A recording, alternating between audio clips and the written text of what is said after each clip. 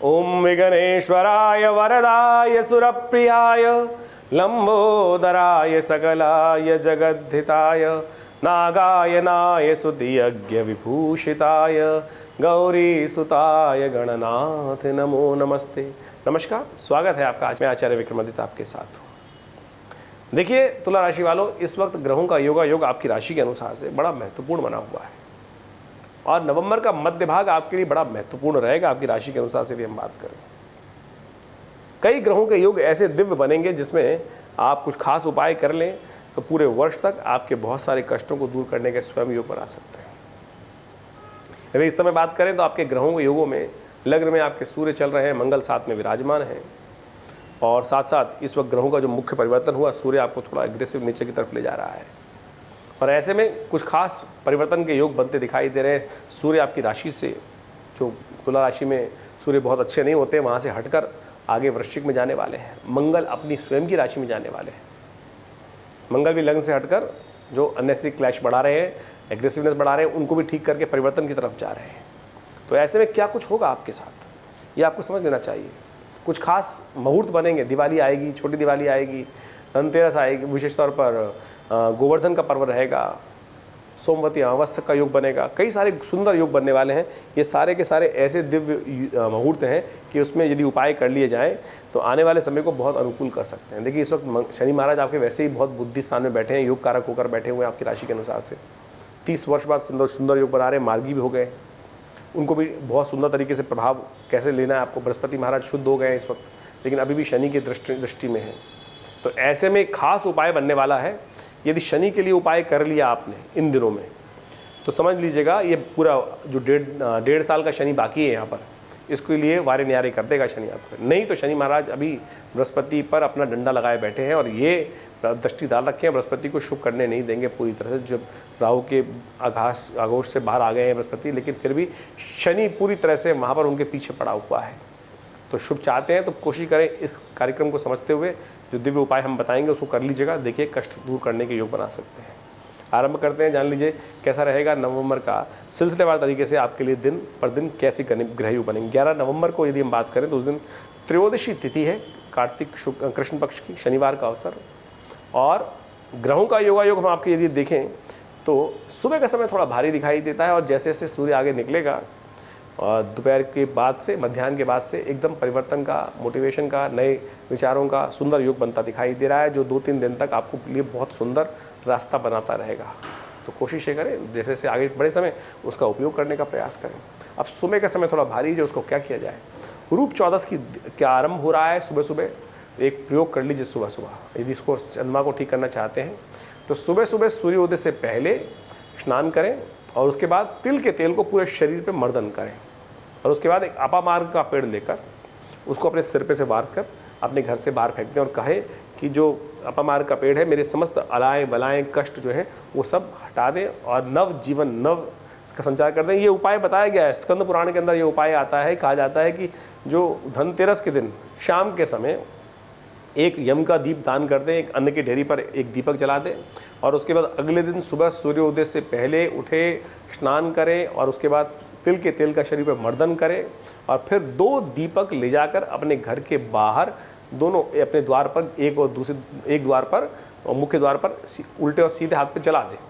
ये एक दिव्य उपाय है। रूप 14 के निमित्त कहा जाता है कि यदि कर लेते हैं तो पूरे वर्ष की अलाएँ बलाएँ दूर हो जाती हैं, समस्त कष्ट दूर हो जाते हैं। उस दिन हनुमान जयंती भी है, तो ये तो उपाय कर लेंगे तो बहुत सुंदर तरीके से आपके लिए मनोमस्तिष्क में मोटिवेशन का उपाय रहेगा। एक उपाय हमने आपको बताया था कि शनि को कंट्रोल भी कर सकते हैं आप, क्योंकि शनि विशेष तौर पर इन दिनों आपकी राशि के अनुसार से बैठे तो अच्छे हैं, योग कारक भी हैं, लेकिन दृष्टि डाल रहे हैं बृहस्पति पर और वो फिर जीवन साथी के साथ भी कष्ट दे रहा है, व्यापार में भी कष्ट देने के योग दे रहा है।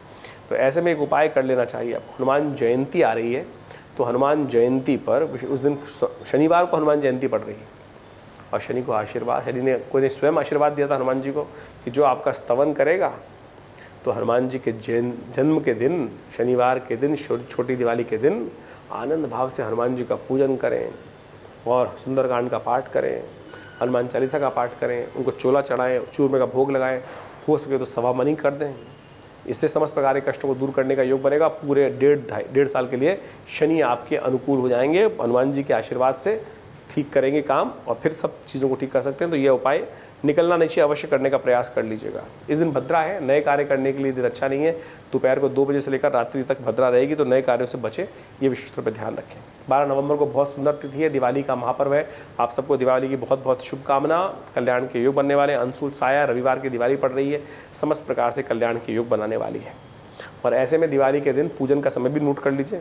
शाम को 5:30 बजे से लेकर करीब करीब रात्रि में 11:45 बजे तक मुहूर्त है। दिवाली के दिन ग्रह योग आपके बहुत अनुकूल बने हुए हैं, आगे बढ़ने के सुंदर अवसर बन रहे हैं और जितने पॉजिटिव रहेंगे उतने अच्छे रहेंगे। गुस्से मत रहिएगा, सूर्य थोड़ा सा आजकल आपको एग्रेसिव कर रहा है, उसको थोड़ा शांत करने का प्रयास कीजिए। सुबह सुबह माता पिता का आशीर्वाद लें, इन सबको पूजन करने के सुंदर तरीके से सूर्य को अर्घ देकर दिन आरंभ करें। रविवार के दिन दिवाली पड़ रही है, जल्दी उठकर सूर्य को अर्घ दें, भगवान का पूजन करें। सुंदर तरीके से ये उपाय करके लाभ लेने का आपको प्रयास करना चाहिए। 13 तारीख को हम ग्रहों का योगायोग बहुत सुंदर देख रहे हैं, उसके अनुसार से आपको कोशिश करनी चाहिए, इसका पूर्ण लाभ लेने का प्रयास करना चाहिए। इस दिन सोमवती अमावस्या है, दिवाली एक दिन पहले हो चुकी है, तो अमावस्या उदय तिथि होने के कारण से सोमवती अमावस्या का योग बन गया है।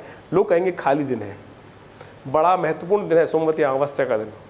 और देखिए आपकी राशि के अनुसार से अभी राहु परिवर्तित हुए और राहु परिवर्तित होकर आपके 6ठे भाव में चले गए हैं, उनको आपको शुभ करने का प्रयास करना चाहिए। ये आपके लिए राहु 18 महीने में राजयोग बना सकते हैं, और नहीं तो ऐसे ही पड़े रहेंगे या कुछ करने नहीं देंगे। एक काम करें, इस दिन विशेष तौर पर राहु के मंत्र का जप करें। ओम भ्रांग भ्रीं भ्रौंग से राहवे नमः, इस मंत्र का जप करें। 4 पूजा वाले नारियल लेकर किसी चलते पानी में इसको प्रवाहित कर दें सुबह सुबह। ये आपके लिए राहु का बहुत अमृत काल उपाय होगा, इसको अवश्य करने का प्रयास कीजिए और आप पूरे 18 महीने के लिए राहु आपके कंट्रोल में रहेंगे। हो सके तो राहु के मंत्र का जप ओम भ्रांग भ्रीं भ्रौंग से राहवे नमः, इस मंत्र का जप करें और कल्याण के योग बनेंगे। 14 नवंबर को ग्रहों की गणना विशेष तौर पर परिवर्तन का योग बना रही है, और परिवर्तन आपकी राशि के अनुसार से बात करें तो अच्छा रहेगा। ऐसे में मंगल बस चंद्रमा थोड़ा कमज़ोर है, क्षीण हो गया है, उसको थोड़ी ताकत देनी पड़ेगी। आपको ताकत किस प्रकार से आएगी ध्यान रखिएगा, क्योंकि इस दिन बड़ा सुंदर अवसर है, मंगलवार है और साथ साथ अन्नकूट है, नववर्ष आरंभ हो रहा है, गोवर्धन की पूजा का वर्ष। ऐसे में मंगलवार के दिन बड़ा नववर्ष आरंभ हो रहा है, और मंगल जब परिवर्तन की तरफ जाने वाले हैं अभी कुछ दिनों में, तो वो थोड़े से कमज़ोर रहेंगे, तो मंगल को ताकत दे दीजिएगा। नहीं तो मंगल क्या करेगा, सूर्य के साथ अस्त हो गया है, परिवर्तन हो रहा है, अपने घर में जा रहे हैं, लेकिन सूर्य के साथ अस्त अवस्था में है और 17 जनवरी तक मंगल अस्त रहने वाले हैं। ऐसे में मंगल को थोड़ी शक्ति की आवश्यकता है, तो कोशिश करें हनुमान चालीसा का पाठ, हनुमान जी का पूजन अवश्य करें इस दिन, क्योंकि नववर्ष भी आरंभ हो रहा है। हमने इन्हीं चीज़ों को देखते हुए एक विशेष कार्यक्रम रखा है विवेकानंद योगाश्रम में, नवग्रह शांति महायज्ञ, और साथ साथ सुंदरकांड का पाठ और अन्नकूट और भंडारा।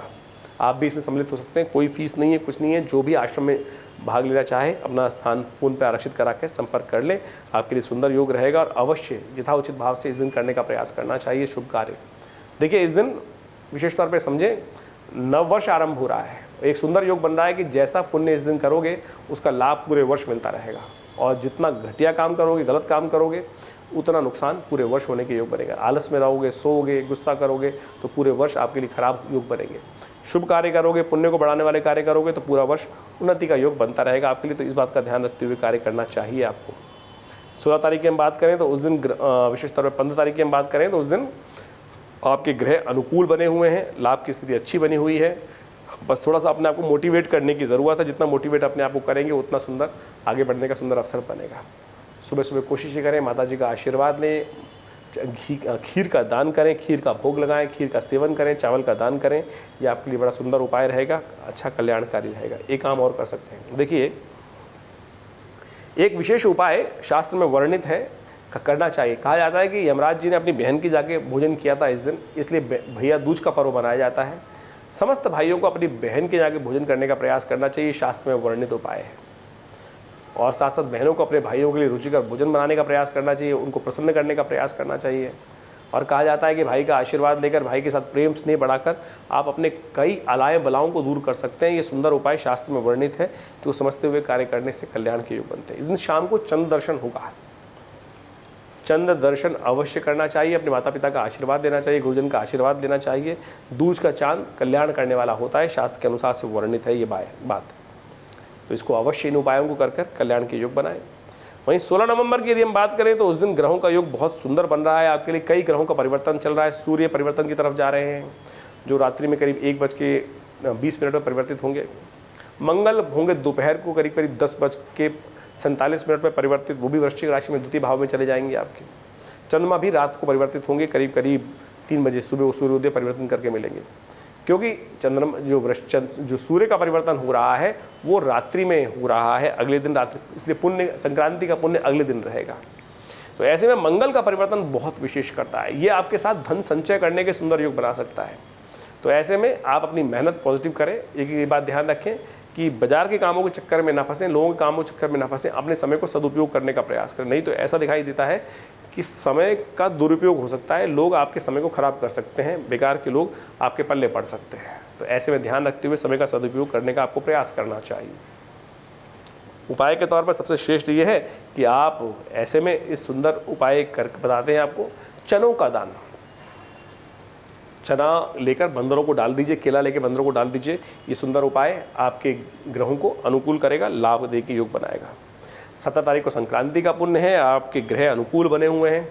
आपके लिए एक विशेष ग्रह योग बन रहा है इस समय में कि जितना अच्छा सोचोगे उतना अच्छा होगा, और जितना छाती पीटोगे, रोओगे, नुकसान कराओगे उतना नुकसान कराओगे। तो मोटिवेट रहो, नेगेटिव मत सोचना। अगर नेगेटिव सोचोगे तो नेगेटिव हो सकता है। आने वाले कुछ दिन इस बात का ध्यान रखना। आप कहो मुझे दिखाई दे रहा है कि ऐसे नुकसान होने के योग हैं, तो भाई नुकसान होने के योग है तो चुपचाप ठीक करने का प्रयास करो। दिखाई दे रहा है तो अच्छी बात है, उसको ठीक कर लो। लेकिन यदि आप 24 घंटे परेशान रहोगे तो आपके साथ वो परेशानी सामने आ जाएगी। तो ध्यान रखते हुए कार्य करना बहुत ज़रूरी है। तुला राशि वालों, इस बात का ध्यान रखते हुए कार्य। संक्रांति है, कोशिश करें चावल का, साबुत उड़द का दान अवश्य करें, यह आपके लिए अच्छा रहेगा। गौ पूजन करें, गौशाला में विशेष तौर पर चने की दाल इत्यादि का दान कराएं। ये समस्त उपाय कर आप संक्रांति के पुण्य का लाभ ले सकते हैं। 18 नवंबर को पंचमी तिथि है, शनिवार का अवसर है, और ग्रहों का योगायोग आपके लिए पॉजिटिव रहता दिखाई दे रहा है। लेकिन एक समस्या है कि अननेसेसरी खर्चे आपके जेब में पड़ सकते हैं। खर्चों का ग्राफ बढ़ता दिखाई दे रहा है, तो ध्यान रखते हुए कार्य करना है कि बेकार के खर्चे ना पड़े, नहीं तो ये परेशान कर सकते हैं आपको। खर्चों पे कंट्रोल लगाम लगाना बहुत ज़रूरी रहेगा। आने वाले 2-3 दिन ग्रह योग साफ साफ दिखा दे रहे हैं इस बात के लिए। शनिवार का अवसर है, आपको विशेष तौर पर साबुत उड़द का दान करना चाहिए। 19 नवंबर को ग्रह गणना विशेष तौर पर दिखा रही है कि रविवार का अवसर, छठ महापर्व, सप्तमी से, और आपके ग्रहों के अनुसार से ग्रह दिखा रहे हैं आपके लिए विशेष तौर पर एक सावधानी बरती काम करना चाहिए। आपके लिए ग्रह योग विशेष तौर पर ये भाव उत्पन्न कर रहे हैं कि आपको अपने मूड को ठीक रखने का प्रयास करना चाहिए। परिवार में यदि जीवन साथी आपसे परेशान हुआ तो आपका भाग्य सो जाएगा। जो शादीशुदा लोग हैं इस बात का विशेष तौर पर ध्यान रखें कि जीवन साथी को किसी भी रूप में रुष्ट ना करें, नहीं तो भाग्य कष्ट देने के योग बना देगा। जीवन साथी को उपहार देना आपके लिए बड़ा अनुकूल रहेगा। प्रसन्न रखना किसी भी ये न प्रकार है ना, जीवन साथी को खुश रखने का प्रयास कीजिए। आपकी किस्मत का साथ आपके भाग्य जीवन साथी के स्वभाव पर डिपेंड करेगा, उसके प्रभाव पर डिपेंड करेगा। तो उसको खुश रखना आपके लिए सबसे बढ़िया है। किसी और को करो ना खुश, जीवन साथी को खुश रखने का प्रयास करें, तो ये आपके लिए सबसे श्रेष्ठ उपाय है।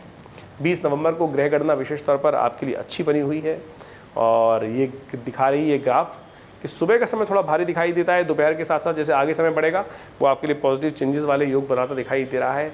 इसलिए नई शक्ति का संचार होता दिखाई दे रहा है। गोपाष्टमी है, गौ पूजन करें, गाय के गौशाला में जाकर गुड़ इत्यादि गाय को खिलाएं, कल्याण के योग बनेंगे। सुंदर ग्रहों का योगा योग चल रहा है, इन सब का उपयोग करते हुए कार्य करें। धन्यवाद, नमस्कार।